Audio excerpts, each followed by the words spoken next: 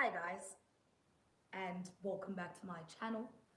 For those who are new, I am Thando a beauty content creator, a commercial model, uh, an entrepreneur, an LLB graduate, but most importantly, I am a lover of all things life. Okay. And for my regular dailers, guys, thank you so much for staying subscribed, and thank you so much for being patient with me. Because I think it can only take loyalty for you to, stay subscribed to a person or an account that's not, or a YouTuber rather, that is not, giving you guys consistent content and who's basically gone MIA on you guys. And I saw the growth in subbies like before lockdown I was like at 2 3K, and now I'm at 5K, and that is a milestone and a half. And I really wish to do something or a giveaway nyana for all my subbies. Thank you so much for all the compliments. Thank you so much. I'm seeing them. Thank you. And yeah, like it only take loyalty to stay subscribed to someone who's not giving you guys content. And first of all, I missed you guys. Like I really missed this platform, but I missed this platform, and I thought like it would be weird for me to randomly go straight into the vlogs, the makeup tutorials, and just generally like our story times and chats without having explained like why I had disappeared. And like guys, so much has been going on, and for the end of this live, I'm hoping that I hope to have taught and to have spread a bit of hope that all things eventually come together for the better. So much has been taking place in my life to a point where, like, it's so hard to narrow it down to one thing. Because one thing that I will tell you I discovered was that um, so much has been building up, and because we're so busy and we're on the go, we tend to ignore them. And I think the up and down of lockdown is the fact that I had so much time to myself. So like lockdown literally forced me to be alone and with my thoughts. And I thought, you know what, like let me solve my inner conflict. I'm sure by the time I'm done solving my inner conflict, I will come out a person who is stronger, not just physically, but like mentally, emotionally, psychologically. And I'm so grateful for that, because we tend to be on the go, on the go, on the go, that we forget to take time to ourselves. So, firstly, that's why I decided to let me just do this live, even if it's not like a permanent video, even if I don't like share this live. Let me at least check in on my subbies and say what's up.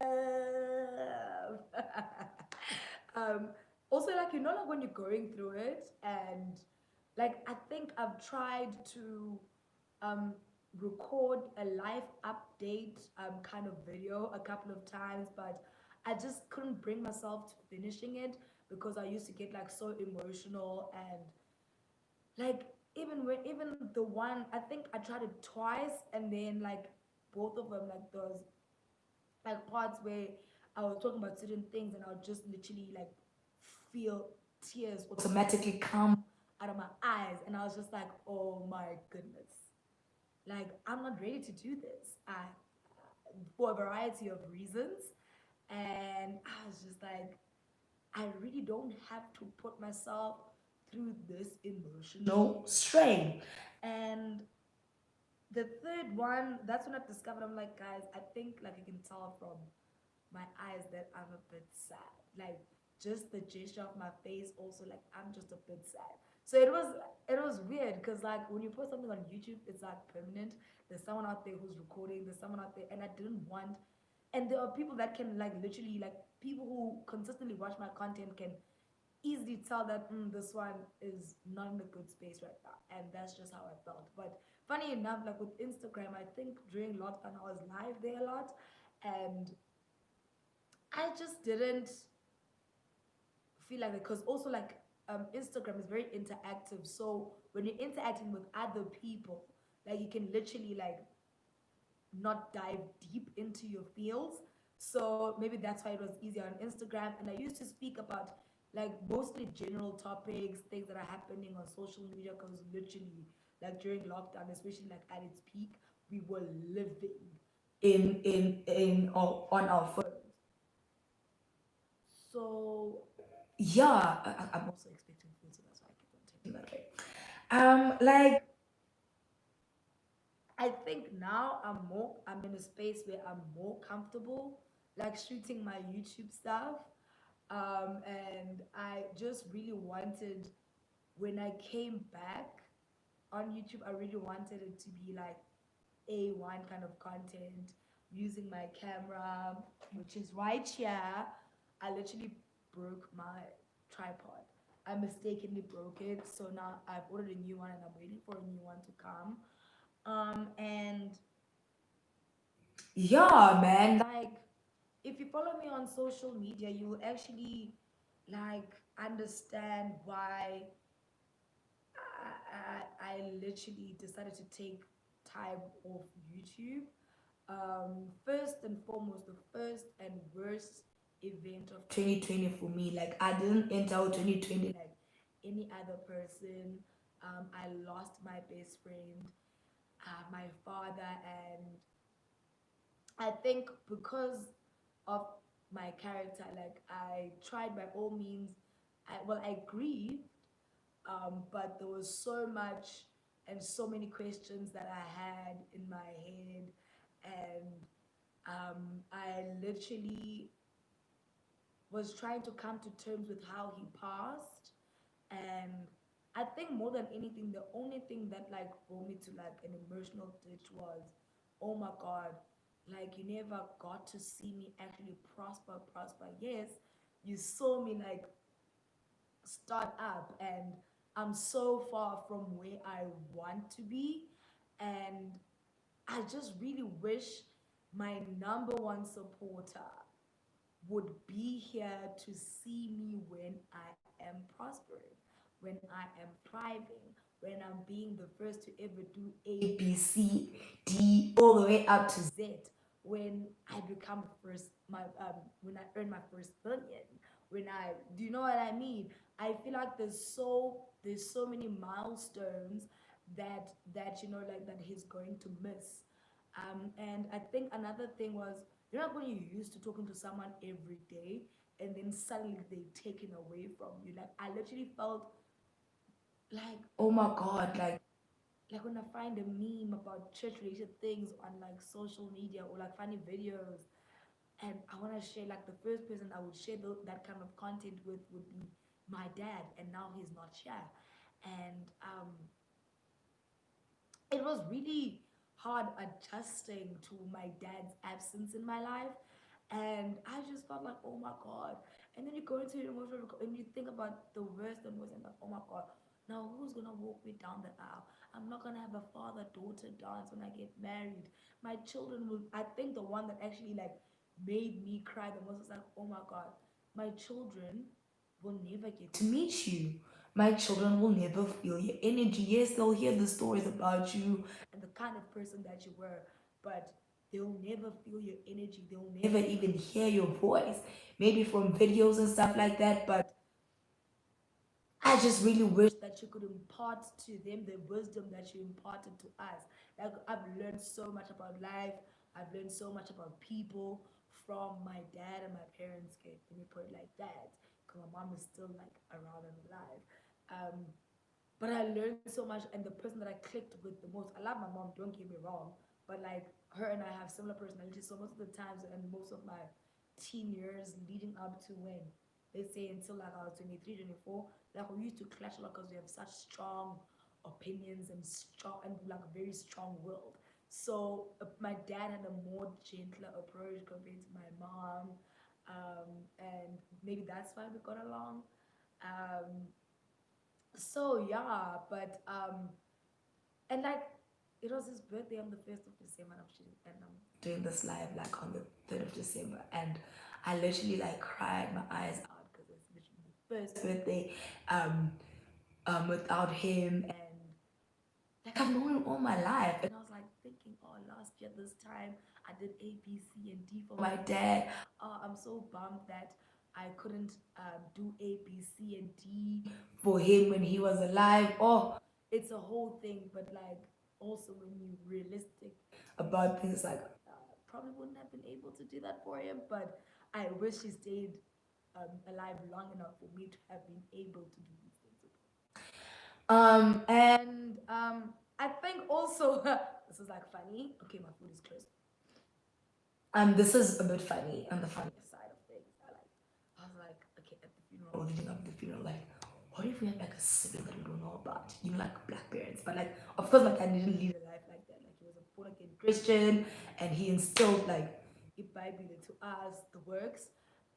So it would have been strange, but like also he's a man, and he's a closer man at that, and you know he is maybe like there's things that we weren't aware of, and now they're only coming out when he's passed.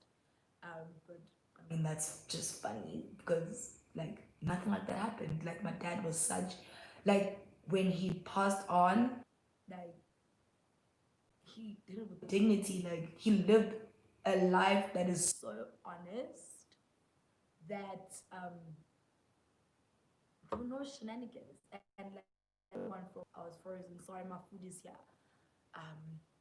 Okay, guys, sorry about that. My food is here. So as I was saying, like I was so happy to find out that like the honorable person that we knew at home and that treated us with love and kindness is he's literally the same person to everyone. Like he even like his colleagues and his juniors were saying that, you know what, this man literally used to treat us like we're his family. Even like usually people in senior positions don't really care about the personal affairs of their colleagues. But when so and so's parent passed on, he made it a point as Dala that they go and they visit and then they share, you know, the word of God with them. And so that's the kind of person that I knew and that I grew up with. Well, that raised me. Imagine growing up with your dad. And like he was just generally like such a beautiful person, so humble, so down to earth, God fearing. And I could say the same about my mom. Their lives like made sense. Like they were stronger together, and it was probably like they were each other's best friends. And I used to feel so sad for my mom when I came back to Joburg. I used to call her like every day to check up on her, and she's just like, "No, I'm okay," and she's going back to work. Because one of the things that my dad said was that because he had heart problems. So the one thing when they diagnosed him with a heart failure last year in December, the one thing that he said was that like he's tired of all these all these operations that he goes under because they actually physically hurt and drain him. And but like when he said that, we didn't think he'd pass on like the following month. And I think what boggled my mind was that that very morning I was talking to him and I was telling him that I'll be coming home like in the next 2 days, so that like we usually like discuss like our yearly plans and what we're gonna do, and what our dreams are for the year, and like he'll literally lay his hand on us and like basically like bless us and say like may God grant you all like your yearly goals and dreams. And this year we didn't have that. Like we had to say goodbye to him. And yeah, now that the difficult part is out of the way, um, yeah, I think I'm done talking about that. 'Cause I'm gonna finish this whole thing talking about my dad, cause yeah, like, and it's literally getting me emotional a bit, but I'm trying to like suck it up, and be a good girl. Secondly, so now my year is like it's going now. This is now post, and while trying to deal with my dad, Like life has to go on, and I know this is what he wanted for me. Like he wanted me to prosper in everything that I do. So I couldn't really be stuck in victim mode. I couldn't.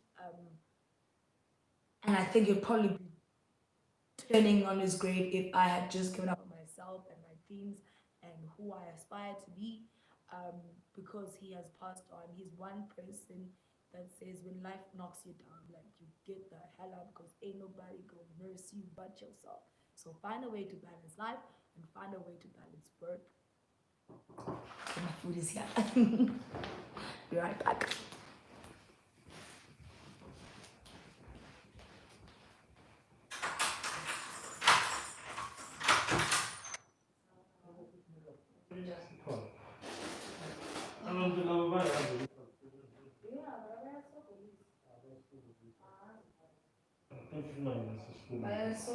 Thank you so much. Okay, enjoy. Okay, good. Now. Yeah, I was over there.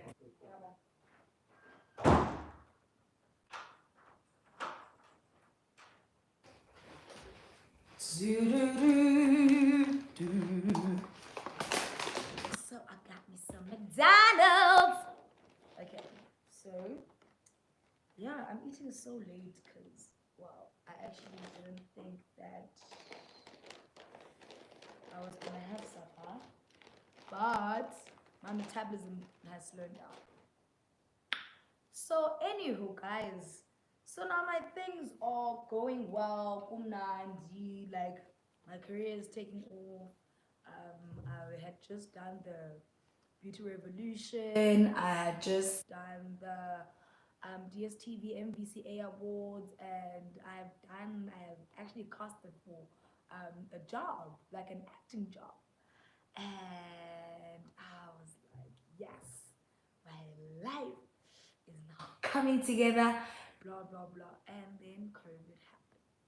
I didn't even have a birthday. Modeling has slowed down. I can't, and then eventually I find out that like the show can't be picked because every production is running on a tight budget. And basically, my income is now slowing down. My back's against the wall. I am living on a budget and a very tight one because even the jobs that I had already done were not paying me on time. The jobs that I had already done are taking forever to pay. Like, guys, the will be financially. And now I'm trying to improvise. And then I think I've got about 2, 3 jobs during COVID. But like when I was telling my friends, I'm like, by this time last year, by November, October, November last year, I had already like stopped working. I'll just work just in jail.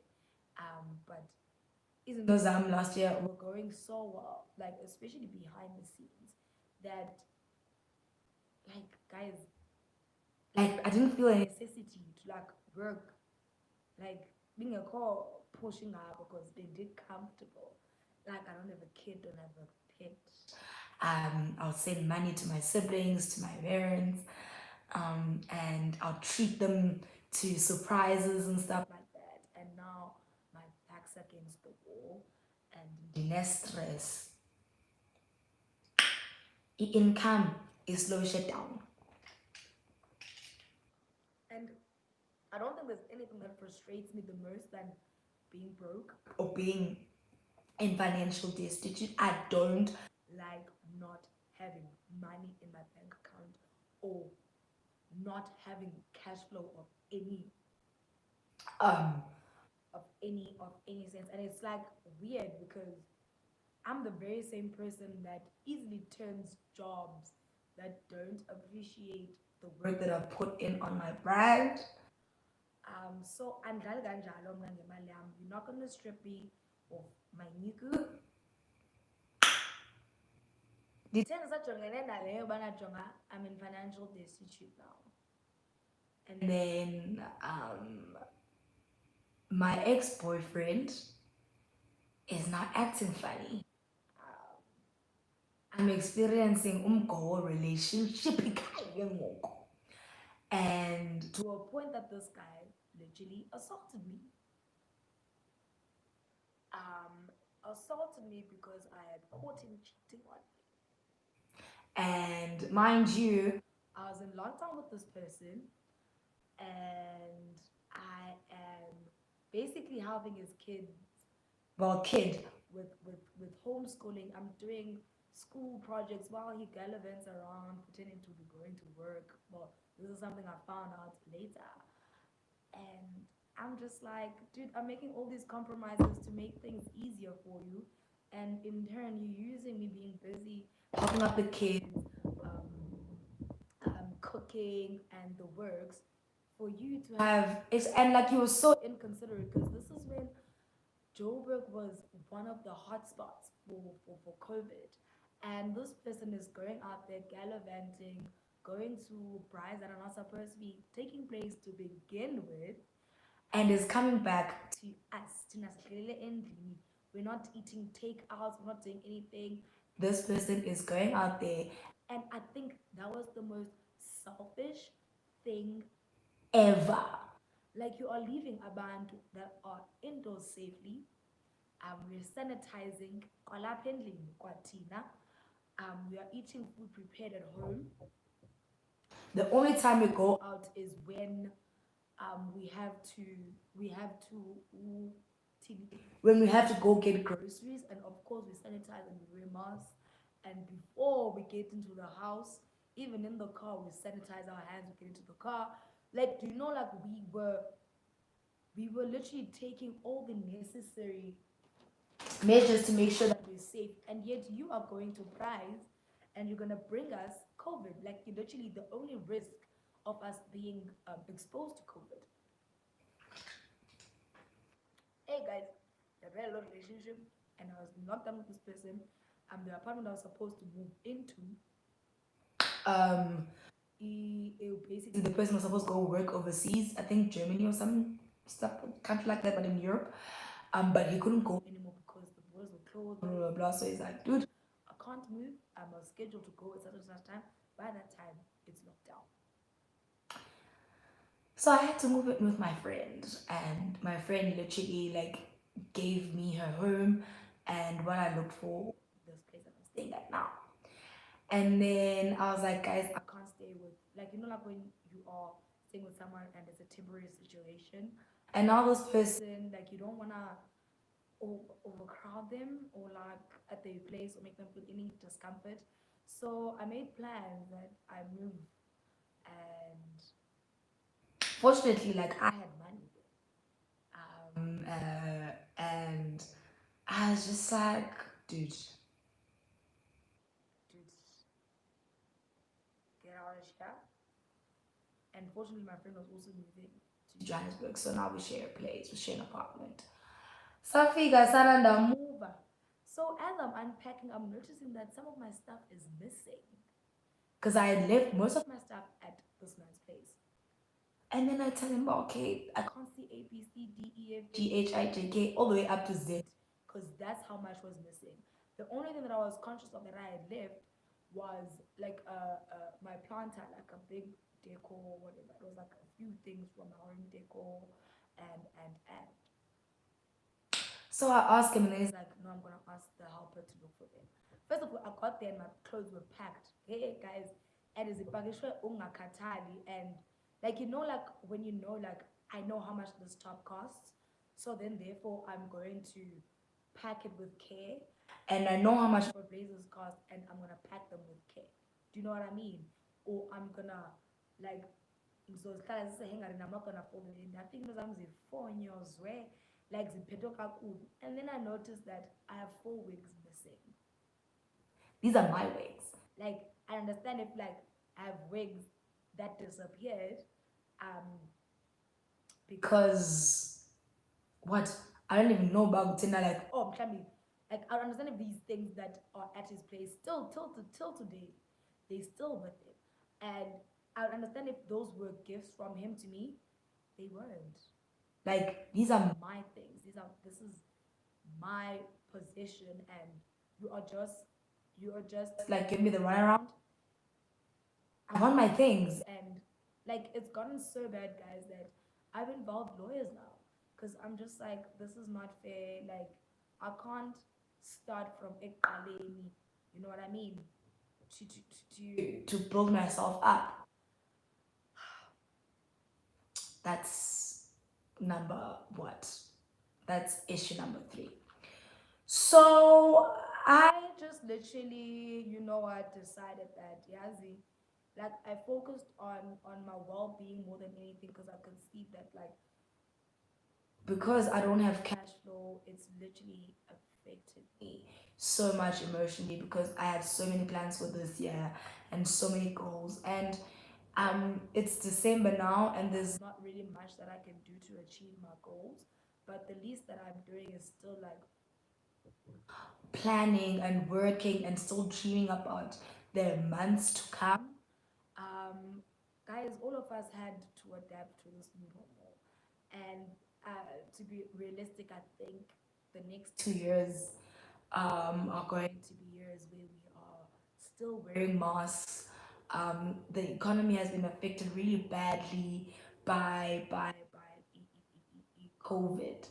A lot of people have lost their jobs. A lot of people have had to um, tolerate salary cuts. A lot of people um, are newly grads and they're still having trouble finding work. And I just want to say I sympathize with you and I relate very much now because I've had to try and fail and try and fail to a point where I think the main reason why I disappeared from YouTube is because I was experiencing a burnout. I'm not motivated to do anything. All I want to do is just be surrounded by people, have a few drinks, eat, sleep. Like literally, that was my routine. And I was like, this is not me. I feel like I have given up on myself and I've never been the type to break due to, a circumstance, like something that I think is if I sit down and actually make an analysis, I could overcome. So I was just like, you know what? Don't give up on yourself. If I give up on myself, who is going to have my back? Who is going to motivate me? Who is going to achieve all these things that I want to achieve for myself? And I got professional help because I was explaining to my psychologist that mm-mm, I think there's so much that's probably been happening over the years that has gone into this space that I'm in, and now that I have time to actually sit down and do an introspection, I think I have an idea like how these things started. And now I am where I am because of all those things, a build-up of all those things. And I'm so glad that I got to, and I'm still getting to unpack a lot of them. And my psychologist is amazing. Like, oh, amazing. Because in I understand like how to the first few sessions were very emotional and very difficult. But now I've gotten a hang of like being vulnerable. Because I've always been like, I think it's like a firstborn thing to always like have trouble showing vulnerability. And now I'm slowly but surely working on it and my therapy sessions I actually look forward to. I don't treat them like how I did in the beginning because I'm like, oh my god, this person is literally by the time I'm done here I'm gonna feel worse and I'm start overthinking situations and but there are a lot of things that I experienced, mainly GBV, mainly not winning Miss South Africa, um, mainly like all these rejections from the castings that I go to as a full-time commercial model, that I'm now starting to make sense of and trying to like view them differently and not beat myself up about rejection and failure, but to easily like learn from failure and rejection, and to just say, you know what, something better is coming, and to be positive and to believe that, because I always believe that if yonke into iqala ngomlomo, so the power of your mouth, the power of your words. So that's where I'm basically at now. I don't actually want this live to be super long, but I just wanted to check in on you guys and say that I'm back! Yay! To the YouTube streets, and there's so much that I still am yet to unpack. Obviously, I can't do everything through, well, this one live video, because I mean it's been 7 months, and I try to summarize it as much as I can. Maybe most of the things that unraveled will turn to story times, but yeah, guys, all I wanted to say was I missed you guys, I love you guys, and thank you for consistently reminding me of this platform that says, see, you have a YouTube channel, remember? You've abandoned us, remember us? And thank you so much. Thank you so much for staying subscribed. Thank you so much for just trusting in the process of me healing, because you guys would send me words of encouragement via my social media, because that's where I'm active the most. I think mainly Instagram, to be honest. And yeah, thank you so much, guys. I don't want to be um, long, and my fries are getting cold. So yeah, thanks so much for joining this live and for watching this live. For those who missed it, wasn't like it on my main post. Because I am returning with the tutorial as soon as Sunday. I think Sunday is the best day to actually post, because everyone is out there in December and everyone is just doing the most. Everyone is out there. I'm also doing a few hosting gigs during the weekends, because a girl needs to get that point. You know what I'm saying? Because it's December and New Year, I want to go to Cape Town. I want to go to all white parties. When I want to wear new outfits to every event. So yeah. Anyway, guys, thank you so much for joining my live, and thank you so much for thank you so much for staying and watching and hearing me out. Yeah. Thank you so much, and goodbye.